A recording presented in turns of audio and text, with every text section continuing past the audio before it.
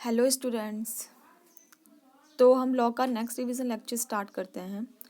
तो हम रीड कर रहे थे सेल ऑफ गुड्स एक्ट, और आज जो टॉपिक हम रीड करने वाले हैं वो है ऑक्शन सेल।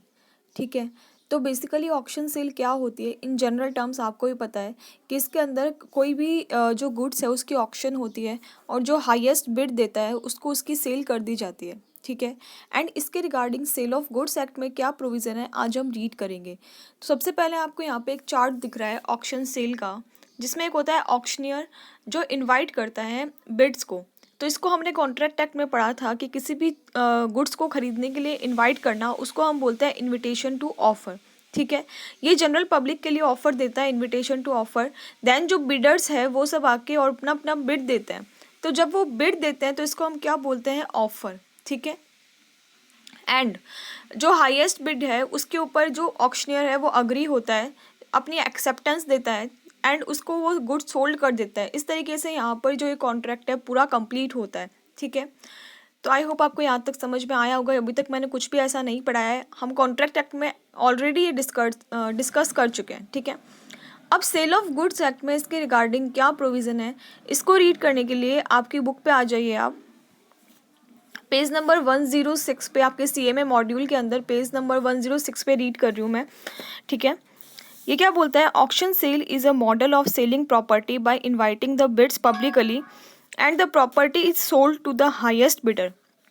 जैसे कि मैंने आपको बताया कि जो ऑक्शन सेल है उसमें प्रॉपर्टी को किसको सोल्ड होती है, जो हाईएस्ट बिड देता है। मतलब किसी ने 10 दी, किसी ने 20 रुपये बोला, फिर किसी ने 50 बोला, तो हाईएस्ट 50 पर अगर उसके बाद में किसी ने कुछ बिड नहीं दिया अपना, तो 50 पे वो एग्री हो जाएगा एंड उस पर सेल आउट हो जाएगी प्रॉपर्टी। ठीक है। नेक्स्ट क्या बोलता है, in auction sale the auctioneer warrants the following.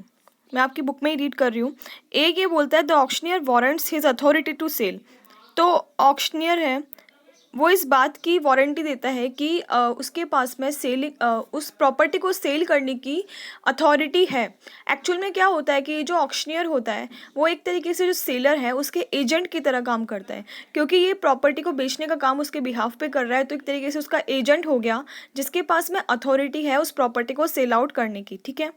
Second point ये बोलता है, he warrants that he has no knowledge of any defect in the principal's title. ठीक है।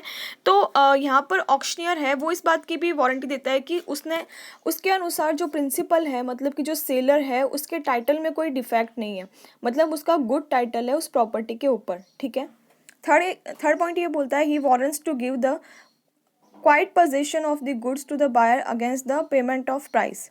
ठीक है। तो इसमें ऑक्शनियर है वो जो बायर है उसको प्राइस के बदले उस प्रॉपर्टी का पोजीशन है वो हैंड ओवर कर देगा। ठीक है। ओनरशिप भले ही बाद में ट्रांसफ़र हो रही है, लेकिन उस प्राइस के बदले वो उसको पोजीशन है वो हाथों हाथ उसका ट्रांसफ़र हो जाएगा। ठीक है। नेक्स्ट ये पॉइंट बोलता है, rules regarding an auction, section 64 of the sale of goods act. Page number 106 पे ही हूँ मैं। ये क्या बोलता है, in case of the sale by auction where goods are put up for the sale in the lots, each lot is prima facie are deemed to be subject of a separate contract of sale। तो ये क्या बोलता है कि मान लो ये हो सकता है कि कभी कभी गुड्स है वो लॉट में सेल होती है। मान लो बहुत पुराना कोई फर्नीचर किसी को बेचना है, तो फर्नीचर बहुत सारा है, तो हो सकता है जो ऑक्शनियर है वो क्या करेगा, उस पूरे फर्नीचर को कुछ लॉट्स में डिवाइड कर देगा और हर एक लॉट की वो अलग से सेल करेगा, अलग से बिड आएंगे हर एक लॉट के लिए। तो ये बोल रहा है कि जो जिन भी लॉट में डिवाइड किया, मतलब मान लो अगर 4 लॉट में डिवाइड किया तो चारों के लिए अलग अलग सेल की वो प्रोसेस करेगा ऑक्शनियर, और चारों को अलग अलग कॉन्ट्रैक्ट माना जाएगा। ठीक है।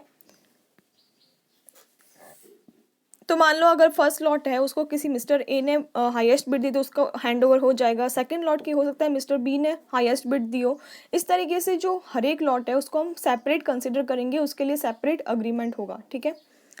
नेक्स्ट ये बोलता है, the sale is complete when the auctioneer announce its completion by fall of hammer और other customary manner. Until such announcement is made, any bidder may retract his bid। तो ये क्या बोलता है कि जो ऑक्शनियर है वो क्या करेगा, सेल को कंफर्म करेगा। तो सेल कैसे कंफर्म होती है, हम देखते हैं फॉलिंग ऑफ हैमर से ये कंफर्म होती है। इसके अलावा कोई और मेथड भी हो सकता है, क्लैपिंग से भी हो सकता है, फॉलिंग ऑफ बॉल से भी हो सकता है। तो इस तरीके से कोई भी मेथड से जो कंफर्म करेगा, अनाउंस करेगा ऑक्शनियर की उसकी सेल हो चुकी है। जब तक ऑक्शनियर अनाउंस नहीं करता सेल को, उससे पहले जो बिडर है वो अपनी बिड को वापस ले सकता है। ठीक है, नेक्स्ट क्या बोलते हैं कि अगर ये सी पॉइंट क्या बोल रहा है, मैं आपको ऐसे ही सिंपल वर्ड्स में समझा देती हूँ कि जो ऑक्शनियर है वो क्या जो सेलर है वो क्या कर सकता है कि अपनी बिड्स को कंट्रोल करने के लिए, control in the sense bids को इंक्रीज़ करने के लिए, बिड प्राइस को, वो क्या कर सकता है कि खुद या फिर अपने एजेंट को वहाँ पर जो जो लोग बिड कर रहे हैं वहाँ पे बैठ जाएगा या फिर अपने एजेंट को वहाँ पे बिठा देगा। उससे क्या होगा कि अपनी बिड को इंक्रीज़ करने की पर्पज़ से वो ऐसा करता है। लेकिन अगर वो ऐसा करता है, मतलब सेलर खुद वहाँ पे बैठता है बिडिंग करने के लिए या फिर अपने एजेंट को अपॉइंट करता है, तो उसको बाकी जो भी बायर्स है जो बिड दे रहे हैं अपना अपना उनको इन्फॉर्म करना पड़ेगा। अगर वो ऐसा इन्फॉर्म किए बिना ऐसा कुछ एक्ट करता है, खुद बैठता है या फिर अपने एजेंट को बिठाता है, तो वो फ्रॉडुलेंट माना जाता है। लेकिन अगर वो इन्फॉर्म करके ऐसा कर रहा है तो यहाँ पर वो वैलिड है। ठीक है, तो सी पॉइंट यही बोलता है, राइट टू बिड में B reserved expressly by or on behalf of seller, where such right is expressly so reserved but not otherwise, the seller or any person on his behalf may subject to provision hereinafter contained bid at the auction। तो seller खुद या फिर उसका agent है वो bid को increase करने के पर्पज से बिडिंग कर सकते हैं। ठीक है, लेकिन वो बायर्स है उनको एक्सप्रेस करना पड़ेगा। अगर उनको एक्सप्रेस नहीं किया तो उसको फ्रॉडुलेंट माना जाएगा और ये जो अग्रीमेंट बनेगा, मतलब जिसने हाईएस्ट बिड दी उसके ऑप्शन पे वॉइडेबल होगा। ठीक है, नेक्स्ट ये बोलता है, where the sale is not notified to the subject to a right to bid or behalf of seller, it shall not be lawful for the seller to bid himself or employ any person at such bid or for the auctioneer knowingly to take any bid from a seller on any person or any such person or any sale contravening this rule may be treated as fraudulent by the buyer। तो जैसा कि मैंने पहले आपको समझा दिया कि अगर सेलर ऐसा कुछ एक्ट करता है बिड को इंक्रीज करने के पर्पज से, खुद वहाँ पे बैठता है या किसी एजेंट को अपॉइंट करता है, तो उसको अदर जो बायर्स है उनको डिस्क्लोज करना पड़ेगा ये फैक्ट। अगर वो डिस्क्लोज नहीं करता एंड कोई बायर है, मान लो उसने हाईएस्ट बिड दी और उसको प्रॉपर्टी हैंडओवर हो गई, तो उसके बाद में भी उसके ऑप्शन पे ये जो कॉन्ट्रैक्ट होगा वो वॉइडेबल होगा, क्योंकि इसके अंदर उसने फ्रॉड किया है। और हमने कॉन्ट्रैक्ट एक्ट में रीड किया था कि फ्रॉड से जो भी अग्रीमेंट बनते हैं वो वॉइडेबल अग्रीमेंट होते हैं। ठीक है, नेक्स्ट ये क्या बोलता है, the sale may be notified to the subject reserved और अपसेट प्राइस। तो रिजर्व और अपसेट प्राइस का मतलब क्या है, बेस प्राइस। मतलब हो सकता है किसी प्रॉपर्टी के लिए जो सेलर है वो एक बेस प्राइस सेट कर दे, उसके बियॉन्ड बिड है वो ऑक्शनियर है वो अनाउंस कर दे। जैसे कि हो सकता है एक प्रॉपर्टी की मिनिमम वैल्यू है, वो सेलर ने 1,00,000 रुपये यहाँ पे अपसेट प्राइस रख दी, तो जो ऑक्शनियर होगा वो बियॉन्ड 1,00,000 के बिड है यहाँ पे ऑफर करेगा। ठीक है, नेक्स्ट ये बोलता है, if the seller makes of pretending bidding to raise the price the sale is voidable at the option of the buyer. तो ये पहले ही पॉइंट हम डिस्कस कर चुके हैं कि अगर जो सेलर है वो प्राइस को इंक्रीज करने के पर्पज से यहाँ पर बिडिंग करता है एंड वो बायर्स को इन्फॉर्म नहीं करता है ऐसी कुछ एक्टिविटी, तो वो जो बायर होगा जिसने हाईएस्ट बिड दी है उसके ऑप्शन पे ये कॉन्ट्रैक्ट वॉइडेबल होगा। ठीक है, तो आई होप आपको यहाँ तक समझ में आया होगा। अब कुछ इसके इंपॉर्टेंट टर्म्स हैं ऑक्शन के अंदर जो यूज़ होती है वो हम रीड करेंगे। सबसे पहले आता है नॉकआउट अग्रीमेंट। नॉकआउट अग्रीमेंट क्या होता है, यहाँ पर जो बायर्स होते हैं वो मिलकर एक अपना कार्टेल बना लेते हैं। अब कार्टेल बनाने का पर्पज़ क्या होता है, पहले आपको मैं एकदम सिंपल वर्ड्स में समझा दूँ, उसके बाद हम लैंग्वेज रीड करेंगे। कार्टेल बनाने का मतलब क्या होता है कि जो बायर्स है वो मिलके अपना एक ग्रुप बना लेते हैं और ग्रुप बना के वो क्या करते हैं, उनमें से कोई भी बिडिंग नहीं करता एंड इस तरीके से जो एक हाईएस्ट बिड है वो सेलेक्ट हो जाती है और उसके अगेंस्ट उससे ऊपर कोई बिडिंग नहीं करता है। तो इस तरीके से जिस भी पर्सन ने हाईएस्ट बिडिंग की उसको प्रॉपर्टी हैंडओवर हो जाती है। उसके बाद में जो उन्होंने ग्रुप बना रखा था वो लोग क्या करते हैं, उस प्रॉपर्टी को डिस्पोज ऑफ करते हैं एंड जो प्रॉफिट आता है उसको आपस में शेयर कर लेते हैं। ठीक है, तो इस तरीके से कंपटीशन है यहाँ पे ख़त्म हो जाता है और यहाँ पर जो बिडिंग का पर्पज़ है वो भी ख़त्म हो जाता है। तो इस तरीके के जो अग्रीमेंट होते हैं जो बायर्स कार्टेल बना के करते हैं नॉकआउट अग्रीमेंट, वो यहाँ पर जो है वो लीगल अग्रीमेंट्स नहीं होते हैं। ठीक है, तो इसको इलीगल माना जाता है। तो ये क्या बोलता है, it is a sort of facit understanding sorry tacit understanding agreement among the intending bidder. Intending bidders मतलब जो भी बिडर्स है वो मिलके एक ग्रुप बना रहे हैं। टैसिट अंडरस्टैंडिंग है मतलब उनके आपस में अंडरस्टैंडिंग है ये। To stifle the competition by not bidding against each other, तो एक दूसरे के अगेंस्ट वो बिडिंग नहीं करते ताकि कंपटीशन को रोक सके ऑक्शन सेल में। And such agreement are illegal and seller can protect his interest against such agreement by reserving his right to bid at the auction or by fixing a reserve price. ठीक है, तो ये क्या बोल रहा है, अगर इस तरीके के नॉकआउट अग्रीमेंट होते हैं तो सेलर अपने इंटरेस्ट को प्रोटेक्ट करने के लिए खुद वहाँ पर जाके बिडिंग कर सकता है या किसी एजेंट को अपॉइंट कर सकता है अपने बिहाफ पे, जो मैंने आपको पहले ही बताया था, लेकिन उसको इफेक्ट डिस्क्लोज करना पड़ेगा अदर बायर्स को।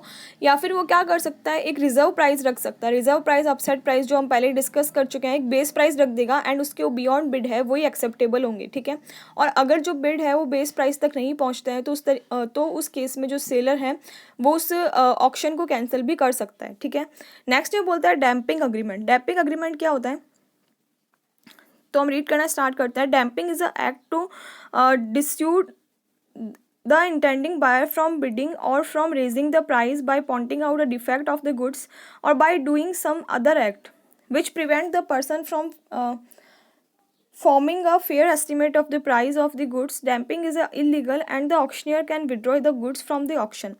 तो इसमें क्या हो रहा है कि जो भी बिडर्स हैं उनको यहाँ पर उनका मतलब कि उनको डाइवर्ट करके या किसी भी तरीके से डिफेक्ट को पॉइंट आउट करके गुड्स के क्या करते हैं ये लोग, हाई बिड को इंक्रीज़ करने से रोकते हैं। ठीक है, या फिर कुछ ऐसी वहाँ पर सिचुएशंस अराइज करते हैं जिससे कि वो फेयर मार्केट वैल्यू का उसका पता नहीं लगा सके, तो इस तरीके को बोलते हैं डैम्पिंग। एंड इस केस में अगर डैम्पिंग कहीं पे हो रही है ऑक्शन के अंदर, तो जो ऑक्शनियर है वो विड्रॉ कर सकता है ऑक्शन को अगर उसको ऐसा लग रहा है वहाँ के माहौल से कि ऐसा कुछ करने की कोशिश हो रही है कि बायर्स का जो ध्यान है वो डाइवर्ट करके और उसको डिफेक्ट बता के गुड्स के इंक्रीज़ करने से रोक रहे हैं, या फिर बिड्स को इंक्रीज़ करने से रोक रहे हैं, या फिर उनको फेयर मार्केट वैल्यू एस्टिमेट नहीं होने दे रहे, तो उस केस में जो ऑक्शनियर है वो क्या कर सकता है, विड्रॉ कर सकता है गुड्स को, क्योंकि ये जो अग्रीमेंट होते हैं डैम्पिंग के ये भी इलीगल अग्रीमेंट होते हैं। ठीक है, नेक्स्ट होता है पफर्स। पफर्स क्या होते हैं, मैंने आपको बताया था कि सेलर खुद या अपने बिहाफ पे किसी को अपॉइंट कर सकता है बिड्स को इंक्रीज़ करने के पर्पज़ से,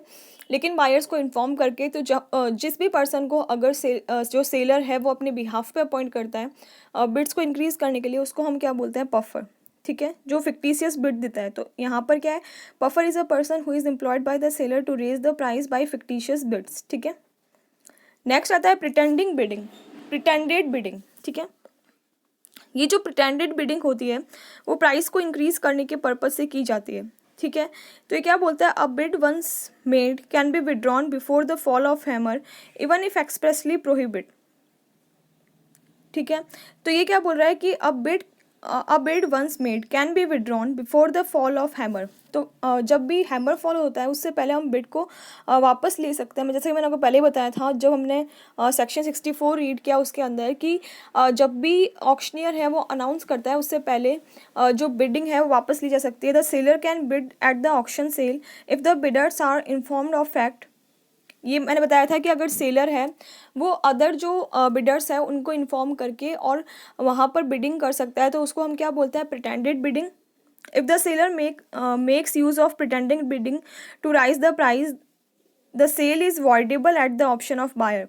ये वॉइडेबल कब होगा, जबकि बायर्स को इन्फॉर्म नहीं किया, उस केस में ये वॉइडेबल होगा। लेकिन अगर उसने इन्फॉर्म करके प्रिटेंडेड बिडिंग की है तो उस केस में वो वैलिड होता है, क्योंकि हो सकता है कि जो बायर्स का कार्टेल है उसको रोकने के पर्पज़ से उसने ऐसा किया हो। लेकिन अगर उसने इन्फॉर्म नहीं किया तो यहाँ पर वो वॉइडेबल होगा, जो हम पहले ही डिस्कस कर चुके हैं। The bid is said to be pretended when it is made through the seller और समवन ऑन हिज बिहाफ। ठीक है, तो यहाँ पर अगर प्रिटेंडेड बिडिंग आपके एग्जाम में आते हैं तो आपको लिखना है कि प्रिटेंडेड बिडिंग है वो प्रोहिबिटेड है। इसके अंदर जो भी सेलर है वो क्या करता है, बिड्स को इंक्रीज़ करने के पर्पज़ से खुद बिडिंग करता है या किसी और को अपॉइंट करता है।